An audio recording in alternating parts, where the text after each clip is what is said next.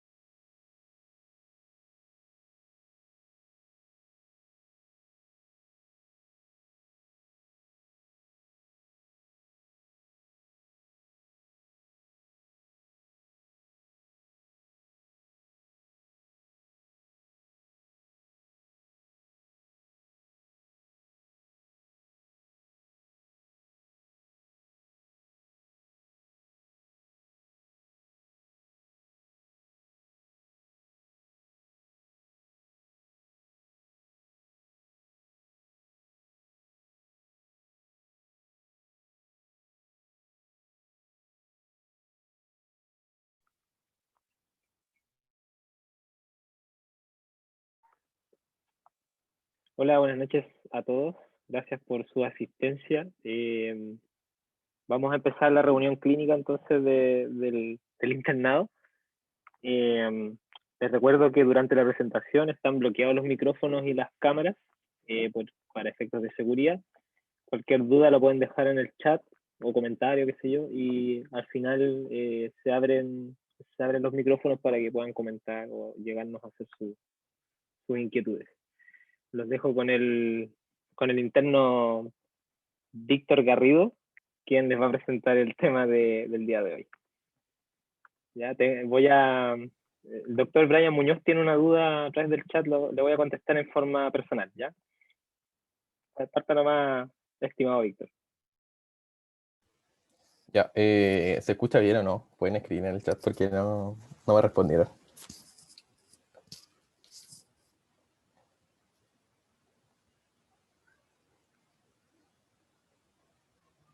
Ya, sí se escucha.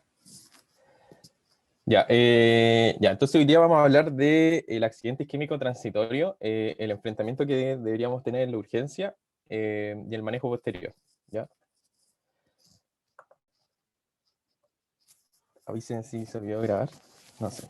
Entonces, el accidente isquémico transitorio, probablemente no vayamos a hablar de grandes procedimientos como una toracotomía de resucitación en box, que es quizá un procedimiento adrenalínico en la urgencia, pero sí vamos a hablar de una de las enfermedades, o en general las enfermedades circulatorias, que causan mayor muerte en la población mundial y en Chile, y una de las patologías que tiene la mayor pérdida de años de vida saludable en nuestra población. Por lo tanto, pacientes se secuelan y se mueren. Por lo tanto, se mueren.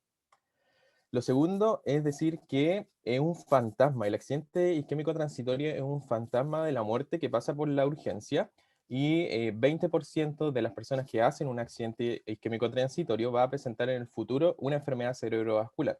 Por lo tanto, en la urgencia tenemos una puerta de entrada para evitar o disminuir ese riesgo. Lo tercero, que va de la mano de lo anterior, es que si nosotros hacemos medidas las medidas adecuadas del enfrentamiento de estos pacientes en la urgencia, podemos disminuir hasta en un 80% el riesgo de enfermedad cerebrovascular a 3 meses de estos pacientes. Entonces está la diferencia entre darle vida a un paciente o definitivamente matar a un paciente si es que no ocupamos la evidencia actual o de enfrentar a un paciente en esta situación. Entonces partimos. Nos ponemos en un caso desde el prehospitalario para entender igual cómo funciona la red de un paciente masculino, tiene 55 años y llama al familiar al 131 al SAMU porque el paciente está con disartria y está con una paresia de extremidades inferiores. Inmediatamente recibimos este llamado y se activa la ambulancia de forma acelerada, flash, porque una patología tiempo dependiente. Llega la ambulancia, le toma los signos vitales a este paciente y en general es un paciente que está relativamente bien de sus signos vitales, a excepción de su presión arterial que está bastante hipertensa. Se regula el llamado y efectivamente el centro regulador, que es el centro regulador acá de Antofagasta, del SAMU, hace todas las conexiones entre el centro regulador, el SAMU y el hospital para que este paciente llegue a la ambulancia y sea recibido en las mejores condiciones posibles. Y se activa entonces lo que conocemos como el protocolo stroke y todo este algoritmo de manejo de enfrentar a estos pacientes de forma correcta y en lo agudo, ¿ya? Entonces, a partir de eso, el paciente llega al reanimador y, como cualquier paciente en la urgencia, debiese enfrentarse de la misma manera que todos, con una evaluación primaria, ¿ya? Son pacientes indiferenciados muchas veces que no sabemos lo que tienen, pero si nosotros nos enfocamos y nos guiamos por la evaluación primaria, la verdad que mucha de nuestra evaluación y nuestras acciones primarias son para salvarle la vida al paciente, indistintamente de lo que tenga o indistintamente de una posterior evaluación secundaria para ver cuáles son sus enfermedades, sus patologías, qué medicamentos toma, etcétera. Pero con la evaluación primaria le vamos a salvar la vida del paciente con las acciones primarias que vayamos a realizar en esa persona. Entonces, en un paciente que llega con este protocolo stroke, lo mismo de siempre, evaluamos la vía aérea de ese paciente, si es que está permeable, si es que el paciente protege vía aérea, y si es que el paciente, por ejemplo, empieza con náuseas y vómitos, tendríamos que, por ejemplo, empezar a pensar en que tenemos que proteger esa vía aérea para evitar el riesgo de aspiración de ese paciente. Un paciente que está con una enfermedad, con una observación de una enfermedad cerebrovascular y que en cualquier momento le dan náuseas, puede vomitar, aspira y le agregamos morbilidad y mortalidad a este paciente. Por lo tanto, también tenemos que en ese momento evaluar si es que vamos a proteger una vía aérea en secuencia de intubación rápida, por ejemplo. Lo otro es importante ver cómo está ventilando el paciente, ¿ya? Si es que estamos sospechando que el paciente está cursando con una enfermedad cerebrovascular y está desaturando, en realidad es de mal pronóstico eso, porque lo que nosotros buscamos es que la zona de penumbra de ese paciente, tratar de salvarla, tratar de oxigenarla lo mejor posible. Y si el paciente está desaturando, no le estamos haciendo un buen favor a ese paciente. Por lo tanto, siempre oxigenoterapia cuando lo requiera. Lo mismo que la volemilización de estos pacientes, ¿ya? Bajo el mismo concepto de la zona de penumbra que nosotros queremos salvar, ¿ya? El ultrasonido en general en la enfermedad cerebrovascular, sobre todo de tipo isquémico, no nos va a orientar mucho, ¿ya? Así que lo vamos a saltar por esta presentación, no es el objetivo.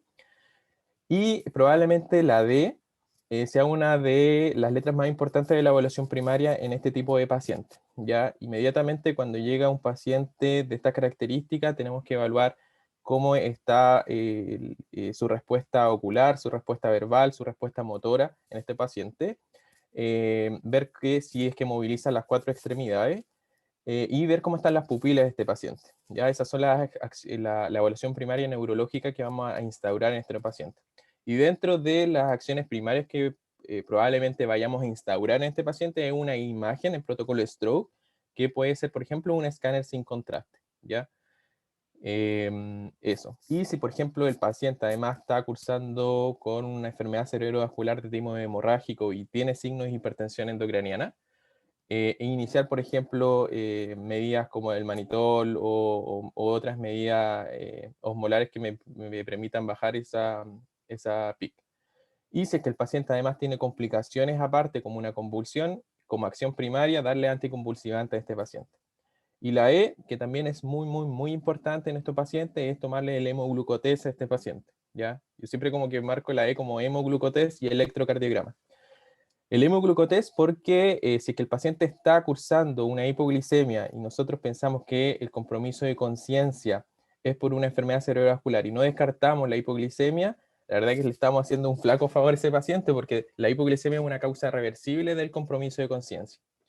Y lo otro que es importante es tomarle un electrocardiograma. Después vamos a ver las etiologías de la enfermedad cerebrovascular, pero la principal es la etiología cardioembólica. Por lo tanto, tenemos que ir a buscar dirigidamente en estos pacientes fibrilaciones auriculares. Por lo tanto, el electrocardiograma, un paciente que estamos sospechando que tiene una ACV, se merece un electrocardiograma.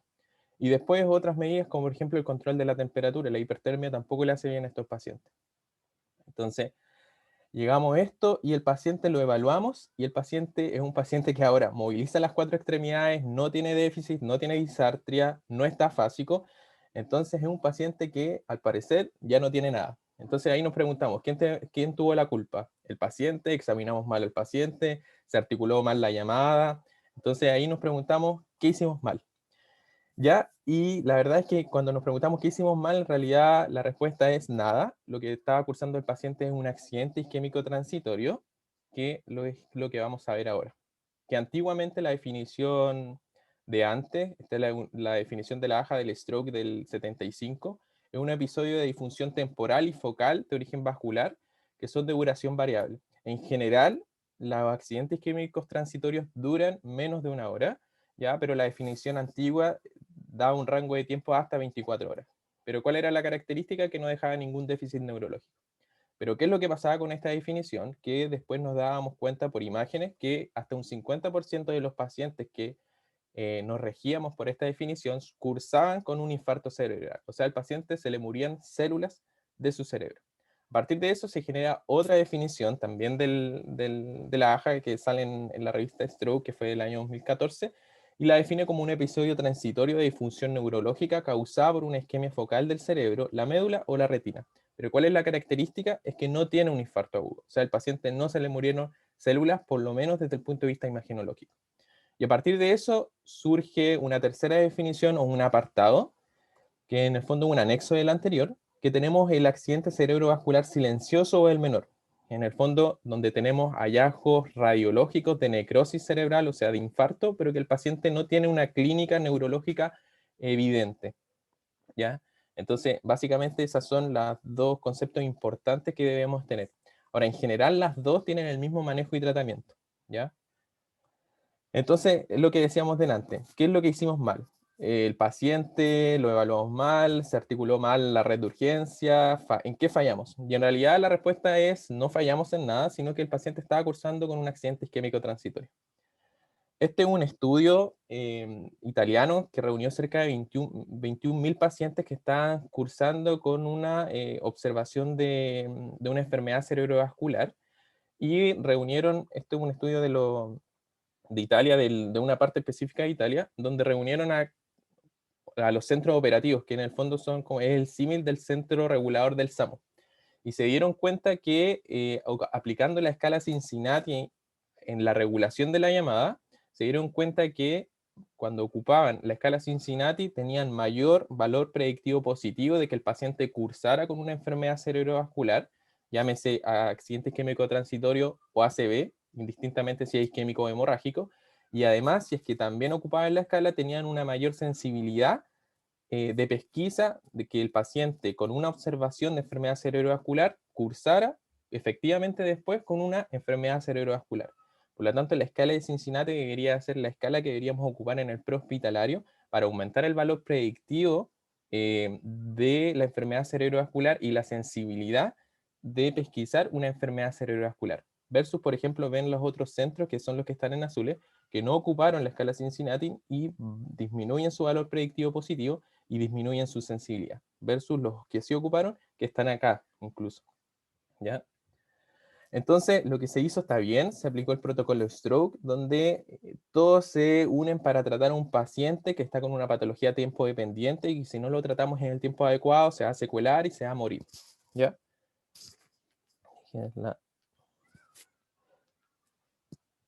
A partir de eso, entonces, como concepto fisiopatológico, a grandes rasgos generales, se produce una hipoperfusión temporal del cerebro con una sintomatología neurológica que es focal, y tenemos un punto de no retorno, en el cual tenemos la diferencia entre la reversibilidad del proceso isquémico versus la irreversibilidad del proceso isquémico, donde por un lado tengo un accidente isquémico transitorio y por el otro lado tengo definitivamente un infarto y una muerte cerebral de ese paciente.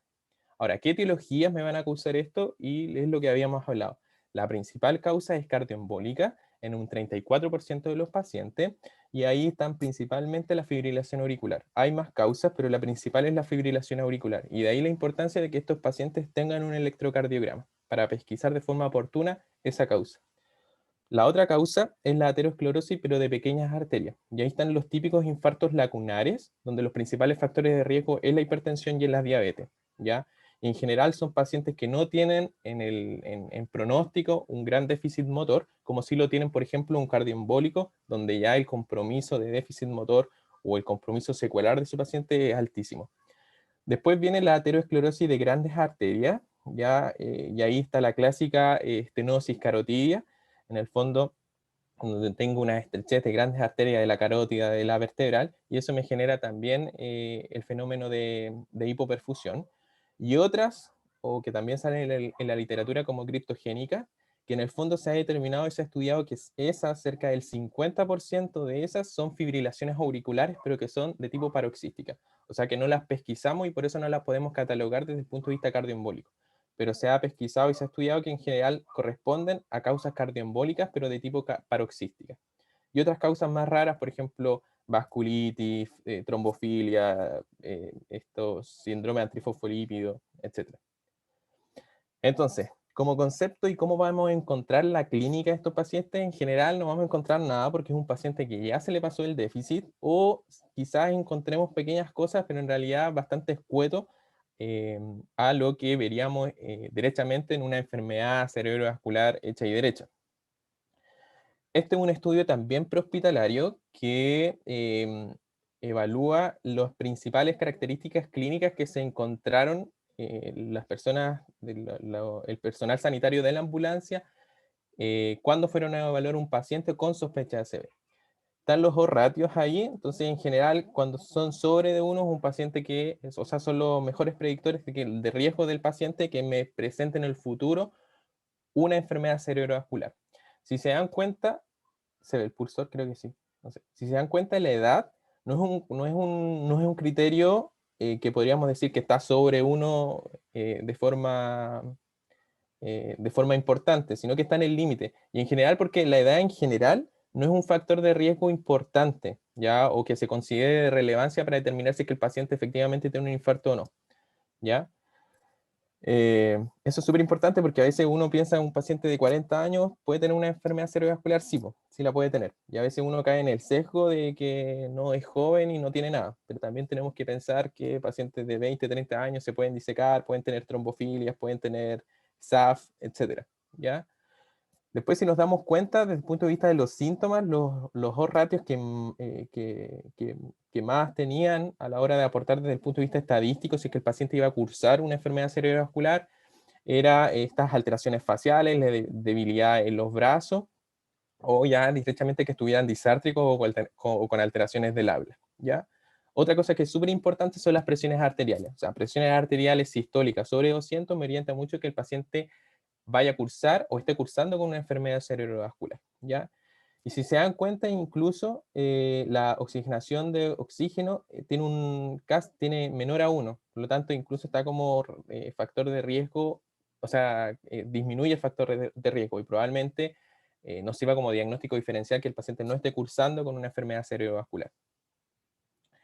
Y una cosa que es súper, súper, súper, súper importante es que nunca olvidar los síntomas y la neurología de la fosa posterior. O sea, un paciente que está atáxico, un paciente que está con vértigo central, en ese caso, siempre tenemos que ir a descartar y buscar dirigidamente la clínica de fosa posterior. Entonces ahí están las clásicas 5D, donde tengo un paciente que está disártrico, que está con diplopía, con dismetría, con disfagia y de sinus, que en el fondo son las convulsiones. Ese paciente me orienta mucho a que esté cursando con una enfermedad cerebrovascular de tipo cereberosa o de fosa posterior. ¿Y por qué esto es importante? Porque en general la escala NIS, que es la que más se ocupa para evaluar el déficit de los pacientes, es muy mala para evaluar fosa posterior. Por lo tanto, hay que ir a buscarlo dirigidamente. ¿Ya? Entonces, dentro de todo este espectro de enfermedad cerebrovascular, también una de las cosas que tenemos que ir a descartar siempre, porque son, una, pueden ser mortales en nuestros pacientes, o dos, pueden ser reversibles muy rápidamente. Entonces tenemos que ir a buscarla dirigidamente y tenemos que hacer este diagnóstico diferencial de forma rápida. Y en general, ojalá que no se nos pase. Y el principal diagnóstico diferencial es que el paciente esté cursando efectivamente con un stroke, ya, y eso nunca hay que descartarlo, y por eso siempre igual activamos el protocolo stroke en este paciente, o que el paciente, por ejemplo, esté cursando con un stroke, pero de tipo hemorrágico. O sea, que el paciente que esté con cefalea ictal, el paciente esté con signos de hipertensión endocraniana, esté con náusea, esté con vómito, esté anisocórico, no sé, ese paciente no se nos puede pasar no se nos puede, ojalá no se nos pueda pasar nunca que pueda estar cursando un stroke de tipo hemorrágico. Esto que tampoco se nos puede pasar nunca en la evaluación primaria, sobre todo en una sospecha ACV o en una sospecha de compromiso de conciencia, es tomarle el hemoglucotosa al paciente, ¿ya? Porque la hipoglicemia es una causa reversible de compromiso de conciencia, y si administramos glucosa al 30% y revierte, estamos listos, eso era la causa del compromiso de conciencia. Pero también es muy importante decir que si, por ejemplo, tengo una sospecha de ACV y un paciente le tomo el hemoglucote y está en 40, le paso glucosa y revierte la glicemia a 100, 150 y persiste el compromiso de conciencia, ese paciente sigue teniendo la sospecha ACV. Y eso pasa mucho, ¿ya? Lo otro es que el paciente esté en un estado de un síndrome convulsivo, esté posictal. Eso también hay que ir a buscarlo, descartarlo, ir a buscarlo dirigidamente, ¿ya? Lo otro es que el paciente se haya sincopado. Es también un diagnóstico diferencial de esta enfermedad cerebrovascular, ¿ya? También hay que ir a buscarlo dirigidamente, y el electrocardiograma también es nuestra gran ayuda en ese sentido. Y es parte de nuestra evaluación primaria. O lo otro, que también va de la mano del stroke hemorrágico, que el paciente esté con una hemorragia subaracnoidea, ¿ya? Entonces, estas cefaleas ictales, que es el peor dolor de su vida, tenemos que también ir a buscar dirigidamente en estos pacientes estas cosas. Y existe una infinidad de diagnósticos diferenciales sobre las enfermedades cerebrovasculares. Ahí les dejo la lista. Son muchas, pero que es importante leerlas, saber que existen, ¿ya? Porque no se nos puede pasar. ¿Cómo hacemos el diagnóstico entonces de un accidente isquémico transitorio? Por la definición actual, tenemos que tener que no haya infartos cerebrales, ¿ya? Y a partir de eso, nuestra mayor herramienta es la resonancia ponderada por difusión, que es lo que es el protocolo que se aplica, pero en el fondo es la resonancia. Eso tiene una sensibilidad del 99% en descartar lesiones isquémicas en nuestro paciente, ¿ya? Y esto es súper importante porque si nosotros le tomamos un escáner, por ejemplo, este es un caso real, es un paciente, una paciente femenina que estaba cursando con un déficit, le tomaron el escáner de media hora de duración, fue transitorio, después no tenía déficit, le tomaron el escáner a las 3 horas, y en el escáner, que es el que está acá a la izquierda, no se veía ninguna lesión isquémica o algún cambio de densidad en el escáner. Versus la resonancia, que se la tomaron inmediatamente después del escáner, y vemos que a nivel insular de la ínsula derecha se ve esta lesión que es hiperecogénica a nivel del lado derecho, ¿ya? Entonces, en el mismo tiempo tenemos sensibilidades distintas de pesquisa de lesiones isquémicas que esté cursando este paciente. Por lo tanto, el diagnóstico es con resonancia, ¿ya? En general, el escáner no me va a pillar muchas veces lesiones que sí las va a ver inmediatamente la resonancia. Entonces, el diagnóstico es resonancia. Ese es como el concepto que quiero que se quede. Lo otro es que siempre, y además, siempre debemos estudiar los vasos cervicales, ¿ya? Y acá tenemos distintas sensibilidades o especificidades de técnicas de estudios de imagen, desde la simple ecografía hasta también escáner de angiovaso o también resonancia de vaso, ¿ya? Este también es un caso de reportado en la revista que sale ahí, donde ahí, si pueden ver, ven el flap de disección, donde se está disecando la arteria vertebral de izquierda, sí, izquierda. ¿ya? Así que eso, ¿ya? Entonces, siempre, además de tener una resonancia de cerebro, de encéfalo, siempre, además, sumarle el estudio de los vasos, ¿ya? Y acá están las distintas sensibilidades y especificidades y las limitaciones que tiene una u otra, ¿ya? Otra cosa que debemos hacer es la estratificación de riesgo, ¿ya? Y esto lo podemos hacer tanto a nivel clínico como también por aplicaciones que de alguna u otra forma me objetivan mucho más la estratificación de riesgos de estos pacientes.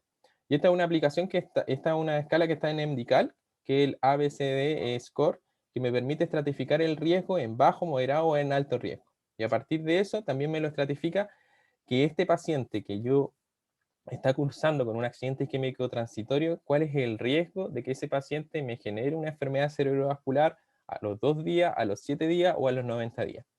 Y si se dan cuenta, partimos de un bajo riesgo a un riesgo alto, donde incluso a los 90 días llega a 17,8% de que ese paciente dentro de ese rango de 90 días me genere una enfermedad cerebrovascular y el paciente se infarte, se secuela y se muera, ¿ya?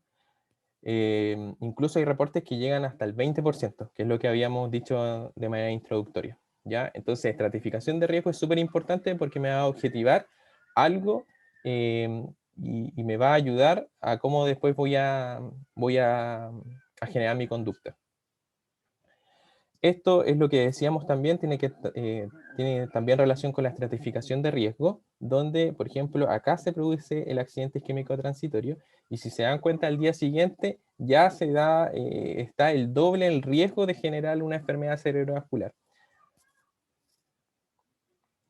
Esto es nuevo, salió en marzo de este año, de 2021, es del JAMA, del Colegio Americano, sí, de los americanos, donde son las nuevas guías del manejo del stroke y del manejo de la enfermedad, de la accidente isquémico transitorio. Todo este apartado es de enfermedad cerebrovascular ya hecha y derecha, y por este solamente apartado tenemos ya el accidente isquémico transitorio, ¿ya? Donde ya se presenta un paciente que no tiene el déficit, ya está en el rango nuevamente de 0 a 24 horas, que todavía lo mantiene, y utiliza el score de estratificación de riesgo, que es el ABCD2 score, y me dice que si es que tiene mayor o igual a 4 puntos, o si tiene un infarto agudo encontrado en la resonancia, porque ese es el método de elección, el gol estándar en accidente isquémico transitorio, o en un escáner si es que no tenemos la disponibilidad, ya, si es que tiene estos 4 puntos, es un paciente que debe partir, ahí vamos a ver las dosis, pero debe partir con doble antiagregación plaquetaria, ¿ya? Por lo menos por 21 días, y después se puede mantener con una monoterapia de antiagregación plaquetaria, ¿ya? Esto es nuevo porque en general había muchos estudios anteriores de muchos antiplaquetarios, de muchos tiempos, pero en general esto es lo último que recomiendan los americanos, ¿ya?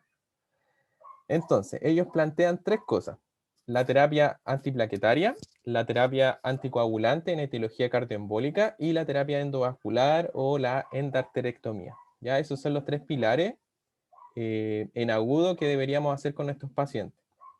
Entonces, lo primero es la terapia antiplaquetaria. Como dije, estos son muchos estudios que se reunieron y en general llegaron a estas conclusiones, ¿ya? Incluso hay muchos estudios que mantienen como la misma idea de los 21 días, de los 90 días y de la carga, pero a distintas dosis, ¿ya? Y el JAMA lo que trató de hacer es como un consenso de las dosis, pero en general plantea y tiene bastantes apartados que la presentación de la aspirina varía también en las dosis, pero incluso hay rangos súper amplios como de 50 a 325 de que la dosis de la aspirina tendría el mismo efecto, ¿ya? Esto solamente como de manera consensual. Entonces, si yo tengo un paciente que tiene un alto riesgo de un accidente, perdón, si yo tengo un paciente que, que hizo un accidente isquémico transitorio, le hice la estratificación de riesgo, me salió alta, y por lo tanto tiene un alto riesgo de generar una enfermedad cerebrovascular a futuro, a los 2, a los 7 y a los 90 días, es un paciente que se debería cargar, básicamente como la misma idea del infarto, del síndrome coronario, ya, con 300 de aspirina, más 300 del clopidogrel, ya. Insisto, la literatura van como desde los 50 a los 325, pero menciona que las diferencias de la dosis no tienen impacto en el outcome de los pacientes, ¿ya? Pero el consenso llegó y lo que plantea la revisión es que son 300 de aspirina y 300 de clopi, ¿ya? Eso como carga. Y después del día siguiente, o sea, del día 1 hasta los 21 días, tengo que mantenerlo doble antiagregado, ¿ya? Pero a las dosis de 75 de aspirina y 75 de clopi. Y después de los 21 días en adelante, de los 21 días a las 90, lo tengo que mantener o con aspirina o con clopi, ¿ya? Ahora, ¿por qué solamente los 90 días? Porque se mencionaba que los estudios estaban hasta los 90 días y en general después de los 90 días no se tiene evidencia, ¿ya? Pero, ya no hay neurólogo acá, pero no existe evidencia después de los 90 días de si dejarlo o no dejarlo, ¿ya? Pero ese es como el esquema actual y por consenso y de lo que sale escrito en la revisión. Ahora, ¿por qué esto es importante? Porque esto salió en 2001, este mes, en marzo del 2021, no, el mes pasado ya. Pero ya desde el año 2020 habían los mismos estudios bajo la misma lógica de la carga, de la doble antiagregación, mantenerlo por 21, 90 días. Y esto salió en el New England, pero salió antes, el 2020. Y si se dan cuenta, tiene la misma lógica. Es un paciente que está cargado con aspirina, está cargado con clopi, y después le mantenemos acá, ya se ve más chico, pero después van a tener la presentación, pero acá está cargado con aspirina, acá está cargado con clopi, y acá está cargado, o sea, está el manejo crónico de 75 de clopi, 75 de aspirina por 21 días, y después los 90 días. ¿Ya? Esto salió en 2020. ¿Y cuál es, por qué puse este paper? Porque nos llamó mucho la atención, incluso lo hablamos con el doctor Brante, porque acá sale que es un paciente que llega a la urgencia y que ya no persiste el déficit. El New England propone que estos pacientes incluso se automediquen aspirina, ¿ya? Y lo conversamos con el doctor Brandt y en general como que él no está de acuerdo con eso porque el paciente debería antiagregarse con un escáner o con una imagen en la mano para descartar que ese paciente tenga una hemorragia. Porque si nosotros le damos aspirina, le vamos a hacer un hemorrágico y algo que era simple lo vamos a transformar en algo desastroso. Pero incluso en esta revista ya plantean eso. Entonces, en primera instancia dice que el paciente se autoadministra la aspirina, e incluso sale acá que si no se la administró, que se la administre en el lugar de urgencia donde él llegó, ¿ya? Después de eso le toman la imagen, que es la resonancia sigue siendo la primera elección, y después de eso vienen los otros algoritmos de manejo, y después de eso le dan el clopping, ¿ya? Pero por recomendación del doctor Brandt y lo que habíamos conversado, por ahora usted no lo haga, ¿ya? Porque siempre hay que tener una imagen de respaldo de que el paciente no tenga una hemorragia en el cerebro. Ahora, ¿qué es lo que mencionaba él? Que igual son países que tienen un manejo de estos pacientes, tienen unidades de stroke, tienen unidades de observación, tienen muchas cosas distintas en el manejo y abordaje de estos pacientes, por lo tanto son realidades distintas. Quizás cuando ya sea otro Chile o ya cambie, quizás podamos hacer estas cosas, pero por ahora no. Ya, ese es el otro Chile. Por último, lo segundo es la terapia anticoagulante, que en el fondo tengo fibrilaciones auriculares que no son no valvulares, donde ahí es lo clásico. Se pueden dar tanto el acenocumarol o el neosintrol o los nuevos anticoagulantes orales. Y lo clásico que es de la medicina interna, en las fibrilaciones auriculares que son de tipo valvular, solamente está indicado los antivitamina K, ¿ya? Incluso se propone ya en las últimas revisiones y la evidencia actual que si yo tengo enfermedades cerebrovasculares de tipo criptogénico, que no sé la causa de estos pacientes, y como ya lo habíamos mencionado, que la mayoría de las veces, en el 50%, eran fibrilaciones auriculares paroxísticas o eran eventos cardioembólicos paroxísticos, a ese paciente incluso se propone que se tiene que hacer un cierre del agujero oval, ¿ya? Porque lo más probable es que su causa sea cardioembólica y hay que cerrarlo para que siga embolizando. ¿ya? Eso es lo que se propone actualmente. Y lo tercero y último, que esto ya más para los cirujanos, se propone que a las 2 semanas, en estenosis más del 50%, se haga la terapia endovascular o la endarterectomía. En general, ahí igual la evidencia es dispar de que qué terapia es mejor o no, pero eso es para los cirujanos. Ahora, el manejo igual, esto del paciente que llega en agudo, pero lo más probable es que este paciente esté, los pacientes que nosotros vayamos a dar de alta, por ejemplo, eh, nosotros es que en la urgencia le dejemos el manejo actual y el manejo que le va a prevenir que en 2, 7 o 90 días ese paciente haga una enfermedad cerebrovascular. O sea, del médico que está en la urgencia depende que ese paciente en por lo menos 3 meses no se secuele, ¿ya? O no tenga una enfermedad cerebrovascular.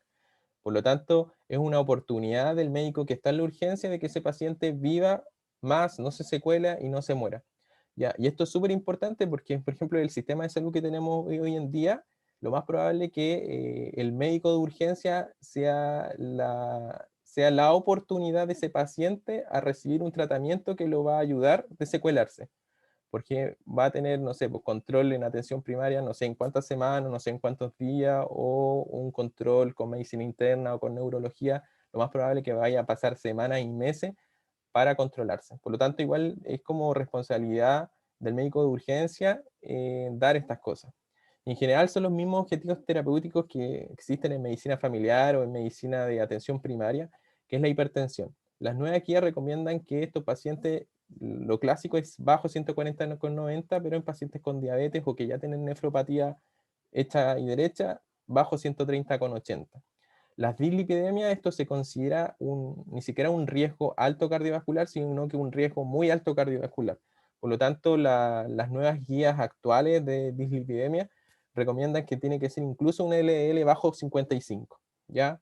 El control estricto de la diabetes, dejar de fumar, ya todo lo que tiene que ver con la terapia endovascular y la endarterectomía, las fibrilaciones auriculares hay que tratarla y lo que decíamos también de que pacientes que tengan una enfermedad cerebrovascular de tipo criptogénica deberían tener un cierre precoz del agujero oval, ya considerando que lo más probable es que sea una FA de tipo paroxística.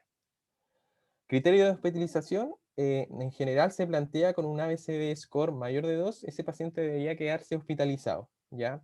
Igual está esta lista o estos criterios que también me van a ayudar a qué paciente debiese hospitalizar o no. Pero en general el ABCD score me va a objetivar a qué paciente debiese dejar hospitalizado, ¿ya? Acá también va a quedar la lista de qué pacientes deberían quedar hospitalizados con el diagnóstico de una accidente isquémico transitorio. Pitfalls, que esto salía en Emergency, que encontré muy bueno, que son 3 pitfalls, o sea, había más, pero esto encontré importante. Lo que decíamos, el paciente era demasiado joven para tener un TIA, ¿ya? Y es lo mismo, o sea, los pacientes jóvenes se pueden disecar, los pacientes pueden tener fibrilaciones auriculares paroxísticas, pueden tener vasculitis, pueden tener SAF, pueden tener trombofilia, etcétera, ¿ya? Entonces no hay que descartar eso por la edad. Y si veíamos los ojos rápidos, en general la edad no nos ayudaba mucho para definir si es que era un accidente isquémico transitorio o una enfermedad cerebrovascular. Lo otro, la tomografía computada fue normal, así que le dije que hiciera un seguimiento con neurología en unas pocas semanas, ¿ya? Y ya sabemos que la sensibilidad de la tomografía computada de cerebro es mala, pésima, para detectar lesiones agudas y que el gol estándar en estos pacientes es la resonancia ponderada por difusión. Y lo tercero es que di de alta a un paciente porque el neurólogo dijo que tenía un puntaje ABCD2 que no era lo suficientemente alto para admitirlo. ¿Ya? Y esto es súper importante porque en el fondo esto es un score, ¿ya? Me trata de objetivar ciertas situaciones clínicas, pero sigue siendo un score, ¿ya? Lo que prima y lo que siempre debiese primar es la clínica y los criterios clínicos a la hora de dejar a un paciente hospitalizado o a la hora de dar a un paciente de alta. Esto como anexo, stroke en COVID, esto indistintamente si es que es stroke o accidente isquémico transitorio. Esto es un estudio de España que se hizo en el norte de España, en los estados del norte de España, que reunió cerca de 2.700 pacientes y dividieron en 2 grupos a los pacientes. en la primera fase de la pandemia y los separaron en la semana 11, ¿ya? Y si se dan cuenta, teníamos un stroke caso, un número de casos de stroke que estaba relativamente continuo, constante, pero que inmediatamente en la semana 11, que es donde ellos hicieron el corte de paciente, la admisión por stroke disminuyó bastante, ¿ya? Si se dan cuenta, dio un gran salto desde la semana 10 que estaba a la semana 11, donde disminuyeron las admisiones. En pos de o en contra de el aumento de la mortalidad de estos pacientes. O sea, perdón, no, me enredé. En pos de la evolución de la pandemia, perdón. Entonces tenemos los casos que están bastante estables. A la semana 11 disminuye el ingreso por strokes. Y al mismo tiempo que en esa semana 11 aumentan los casos de COVID, ¿ya? Entonces aumentan los casos de COVID y disminuyen las admisiones. Y la mortalidad reportada, estadísticamente significativa, aumentó de un 6,5% a un 9,5, a un 9,9 puntos porcentuales, ¿ya? O sea, hubieron menos admisiones y hubieron más muertes por stroke en los pacientes. Ahora, estudios en accidentes isquémicos transitorios hay, pero no los quise citar porque no eran resultados estadísticamente significativos, y además decían que como la metodología en realidad no la entendí, entonces por eso no lo cité. Eh, y no hay estudios de cómo se encontraba el déficit de los pacientes, ¿ya? De eso no encontré estudios de cómo se encontraba el déficit del paciente evaluado, por ejemplo, con la escala de NIS de los pacientes, si llegaban en peores condiciones, o más atrasados, o más secuelados, o con mayores horas de evolución.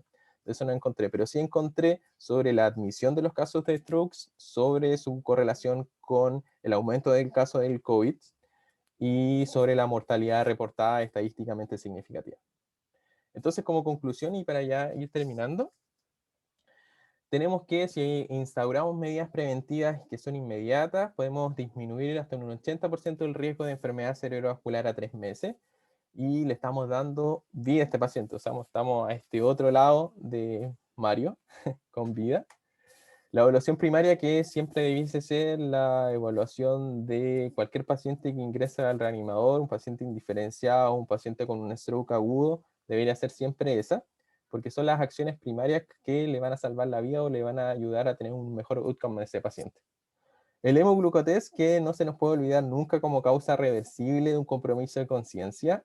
Convulsiones, igual siempre tener como esto un diagnóstico diferencial, ya tanto viceversa, tanto que una convulsión me genera una enfermedad cerebrovascular o como una enfermedad cerebrovascular, diagnóstico diferencial convulsión. La estratificación de riesgos que está en MDCAL, puedo definir el riesgo a los 2, 7 y 30 días de que ese paciente con un accidente isquémico transitorio me genere una enfermedad cerebrovascular. El manejo actual de marzo del 2021 del stroke agudo y del accidente isquémico transitorio, que está ahí, y evidenciar lo que está pasando con los strokes y con el coronavirus, ¿ya? Y esto siempre lo pongo porque es reconocimiento al equipo SAMU, que en estos tiempos ha sido un trabajo importante para ellos, tanto desde el centro regulador que gestiona todas las llamadas, las ambulancias y gestiona todos los traslados, tanto como, y también el equipo interventor que ayuda en los traslados de pacientes desde Antofagasta hacia otras regiones de Chile, o los traslados intercomunales de Calama, Antofagasta, de Taltal a Antofagasta, y en general toda la red de salud y toda la red de urgencia gestionado por el SAMU, que es el Servicio de Atención Médica de Urgencia. Así que agradecido siempre, y un reconocimiento tanto para el centro regulador como para el equipo interventor, que siempre muy admirado de ellos.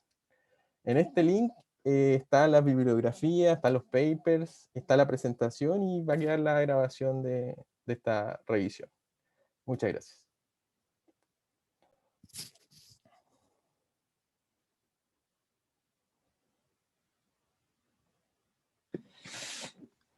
Muchas gracias, Víctor. ¿Alguien tiene algún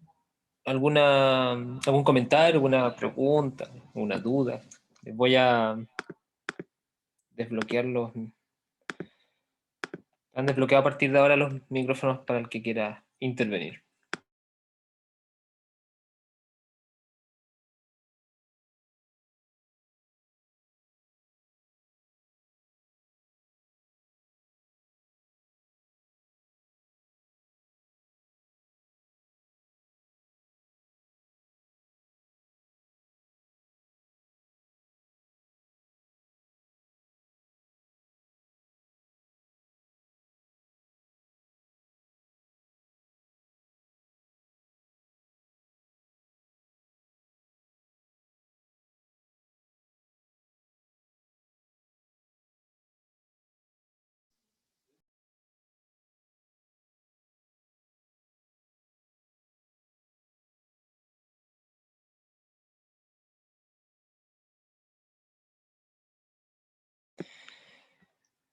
Ya, bueno, yo los felicito por la presentación, súper buena la verdad. Encontré bien interesante el algoritmo al final y me llamó la atención también el algoritmo que presenta del New England, que habla de esto de la administración de aspirina precoz y la autoadministración incluso. Y yo creo que, o sea, estoy súper de acuerdo con lo que opina el doctor Brante, neurólogo, porque sí, es como complejo, es como cuando tenemos estos dolores torácicos que aún no hemos definido si efectivamente es un dolor de tipo coronario o puede ser un síndrome aórtico agudo, por ejemplo, y uno en realidad ahí se detiene un poco con la antiagregación plaquetaria. Yo creo que este algoritmo viene de lo mismo que pasa justamente con el síndrome coronario agudo, que cuando uno lee el ACLS, por ejemplo, eh, habla de que los sistemas prehospitalarios debían estar preparados para la administración precoz de la antiagregación plaquetaria, y creo que lo mismo comenta del ACV, ¿ya? Porque también está incluido en el curso ACLS. Y yo creo que tiene que ver mucho con una realidad gringa, o europea y gringa, porque ahí las funciones de los distintos ejes que se articulan en la atención de salud son personas que estudiaron para eso. Por ejemplo, no es como acá, como el enfermero que entra al SAMU y se capacita para ser reanimador, o el TENS que entra al despacho, al centro regulador y trabaja como radiooperador. Allá uno, o sea, el funcionario estudia prácticamente una carrera o un programa o una capacitación que te lleva a ser radiooperador, que te lleva a ser paramédico de ambulancia, etcétera. Entonces, como, es muy especializado el trabajo que hacen. Ejemplo de eso, por ejemplo, perdón, ejemplo de eso es el hecho de que no que no exista el kinesiólogo como el terapeuta respiratorio, pues, sino que existe un terapeuta respiratorio y se llama así. Y es una persona que estudia ventilación mecánica prácticamente. Y yo creo que es esa realidad la que lleva a la creación de estos algoritmos, porque son gente que a través del teléfono son capaces de diagnosticar un accidente cerebrovascular y le pueden decir a la persona y tienen el fundamento legal, la base legal y todo para hacerlo, de que se administren la aspirina y todo el tema. Y el paramédico de ambulancia igual, pues llega a la escena y prácticamente ellos indican todo, pues indican medicamentos sin necesidad de una indicación médica. Es otra realidad que está lejana a nosotros, así que estoy como bien de acuerdo con lo que nos comentaste, que te había comentado el doctor Brante. Y un poco para que nuestros compañeros de cuarto y otros cursos que no entren en la confusión, que mencionaste que el diagnóstico del infarto en el contexto de un TIA se hace con resonancia, y estoy súper de acuerdo con eso.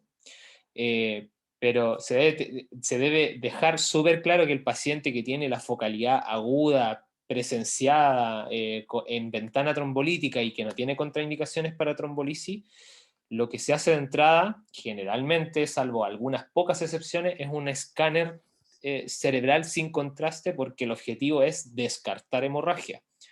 Porque justamente como tú lo mencionaste, el paciente que no tiene, o sea, perdón, el escáner tiene poca sensibilidad para el infarto agudo, y los infartos con muy poco tiempo de evolución puede no aparecer en el escáner. Entonces el objetivo del escáner no es diagnosticar el infarto, sino descartar hemorragia para poder trombolizar al paciente. Porque eso mejora, es lo que está demostrado que mejora mortalidad y pronóstico. Por otro lado, el TIA es una focalidad que muchas veces no es presenciada. ¿Ya? El paciente llega a la urgencia ya sin síntomas y dice, no, yo vine porque hace media hora se me enchocó la boca, perdí la fuerza del brazo y de la pierna, y ahora se me pasó todo. Entonces, a ese paciente, en conjunto con factores de riesgo importantes para ello, a él le vamos a hacer la resonancia, porque ahora nuestro objetivo es diagnosticar el infarto, porque no lo vamos a trombolizar, no necesitamos descartar hemorragia, ¿entiendes?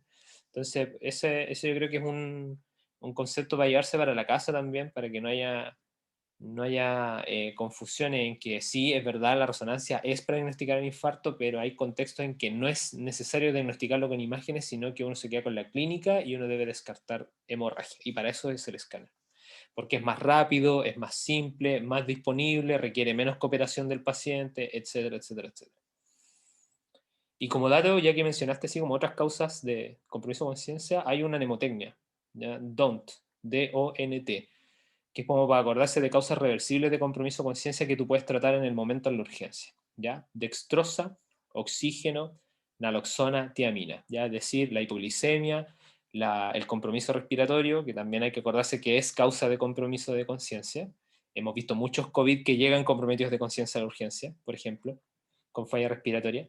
La naloxona para acordarse de los opiáceos, aunque acá no es tan frecuente, y la tiamina que igual para pensarlo en pacientes con consumo de H crónico, que es algo que debemos administrar de urgencia.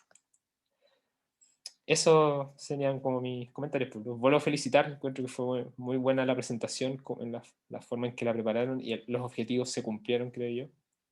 Y la información que comparten también es bastante útil para nosotros. Yo creo que hay varias fotitos acá que podemos guardarnos, dejarnos en el celular como ayuda a memoria para manejar a nuestros pacientes a futuro.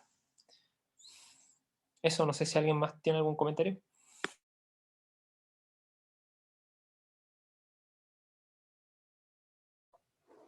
¿Alguna duda o reclamo? Críticas, sugerencias, aprovechen de escuerar a Víctor y a su grupo por la presentación.